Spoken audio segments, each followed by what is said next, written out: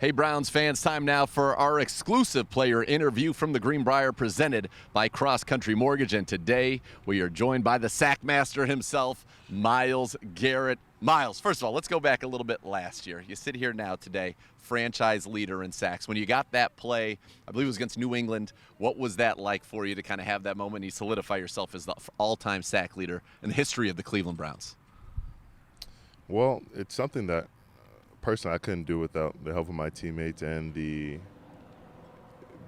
people who came before my predecessors, laying out that blueprint for how to do it, and it ended up being a great moment, a big play for the team, got the ball back, but all these guys who have put us in position to make these big plays, I don't want them to be unsung. And I played with some really good ones, all across the defense, and just I want to give them their roses because hopefully I have many more in counting, but I couldn't have done it without them. And Myles, so much is being talked about the weather and it being hot out here, but I have to imagine growing up in Texas, playing in College Station at Texas A&M, this must be like a piece of cake for you as far as the weather's concerned. It's all mental, and I think you just got to tell yourself early on that no matter what the situation is, whether it's 0 outside or if it's 100 outside, you're going to treat the game the same. You be true to the game, it's going to be true to you. And we all discussed that before we even came out here for the first day. And we made up our mind already, and the heat's not going to deter us from getting the work in at the highest level. And as a Texas boy, I love the heat just a little bit more than some others. I'd imagine you prefer this to that Christmas Eve game against the Saints last year. This is probably more your speed in terms of temperature. You mentioned playing with great players. Well, there are 5 guys in the league that have double-digit sacks in 3 of the last 4 seasons. 2 of them are now Cleveland Browns. You, obviously, and your new teammate, Za'Darius Smith. What's it like to have somebody opposite you that is known for getting to the quarterback, 3-time Pro Bowler? That's what he does, and to kind of have that tandem together. I don't want to take away from the guys who came before him, and JD, OV, Sheldon, those guys were also very talented and could get to the quarterback any given time. So it's great to have Za'Darius as part of his team. He has a lot of wisdom, a lot of experience. He's brought a lot of knowledge to the room, and he's not shy about sharing this. He's open to us coming to him and talking, or being vocal in the classroom to explaining what we need to do better. And he himself has been very receptive to things and been willing to learn from us. So having someone in a room who's like that, just a great vet, great teammate, really, really good and honest person, just love having those kind of guys around. And Myles, it's no secret, one of the reasons that we're here in Greenbrier is to create camaraderie. Now, we want that to be organic, not something forced. But how is the process going? Do you feel that there's a sense of bonding taking place with you and your defensive lineman in particular? When you go somewhere else, it's always a sense of, locking in, focus, trying to get through things. But, when you have, others around you are going through the same thing, y'all have a sense of, we have to, bond and grow together to get through this. And that's the, point of it all. The point of coming out here is to, be better, build that camaraderie, bond as a team on and off the field. When you're spending 10, 11, 12 hours in the building, all you can see is your brother. You start to want to get to know them and know their personality, their passions, their interests. And then you spend dinners together, breakfast, all that.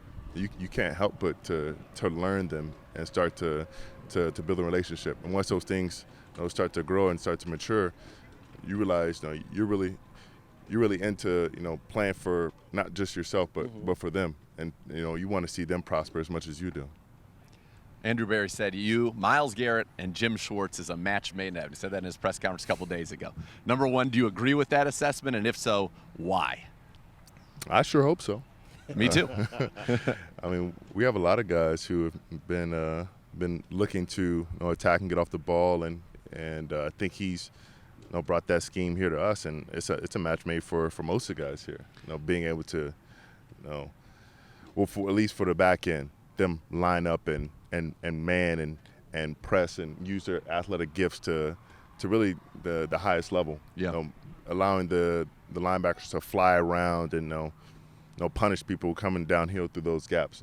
Big, strong, athletic guys like JOK, A-Walk, and Jacob. All those guys are very athletic and are willing and ready to hit anything that's moving.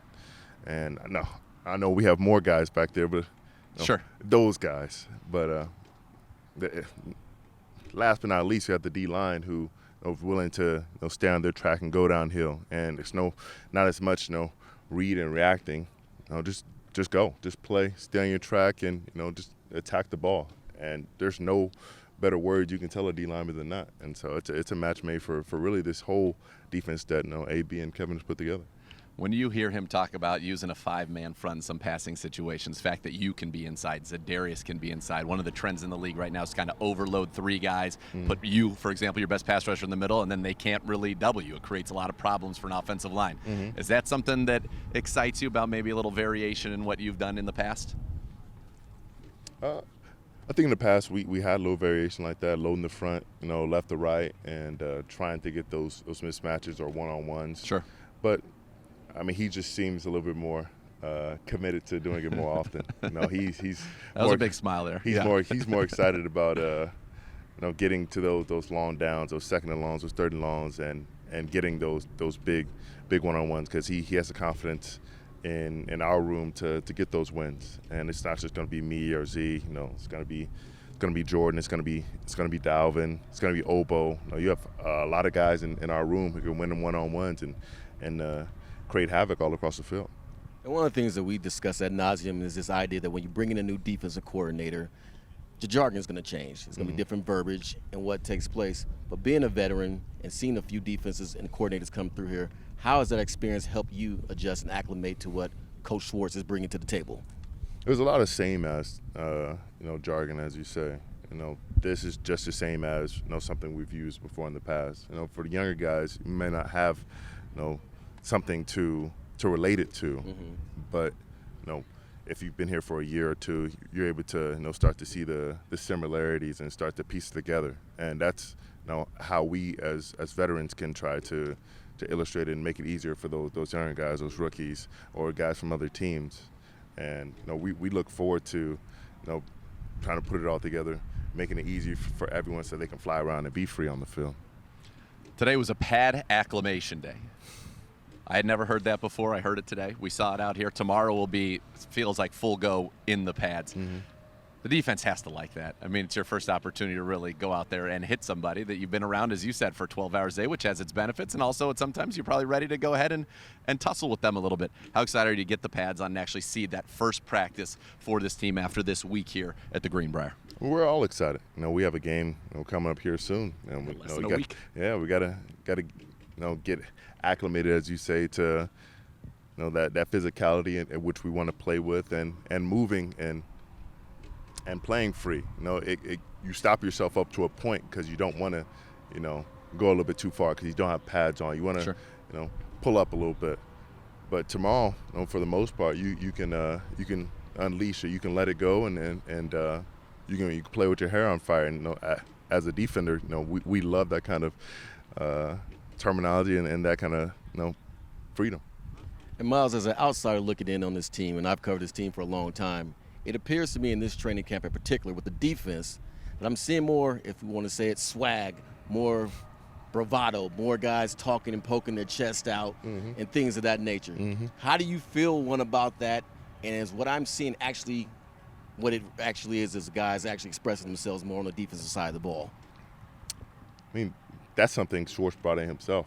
He came in and he has swagger to him, that he has inherently. And he brings out naturally, and that's something he's also preached. If you have it, show it. Don't be scared. If that's something that helps you play better or that you naturally play with, do your thing. We're not going to hold you back. We're going to take off the seat belts. We're going to take off the handcuffs, and like I keep on saying, we're going to play free. And we have a lot of guys who have the natural swagger and who can play and not let it distract them. So we're some guys will have to fake it to make it at the moment, but it'll Care to share who that is? me. But eventually we'll all get it going. There are plenty of things you do out there that speak very loudly. You don't have to worry about that at all. All right, we're getting ready for the pads I mentioned. Just when you look at this football team that you've seen now, we've had a couple, I would say, high-intensity practices. I mean, hopefully tomorrow will probably be the third since we've been here. You've been on a team that's gone to the playoffs, won a playoff game. When you look around the talent, both sides of the ball, I thought that first day the defense had a great day. Second day, the offense and Deshaun kind of roared back a little bit. And obviously these are passing-friendly situations. But do you see the talent here, and does that make you feel, and to your peers, maybe a responsibility? Like, we can do something special, and we all have to commit to making sure that we execute on that. We absolutely can do something special. We have the talent all across the board, and it's only gotten better and better each year. And right now it's probably as good as it's been since most of us have been here.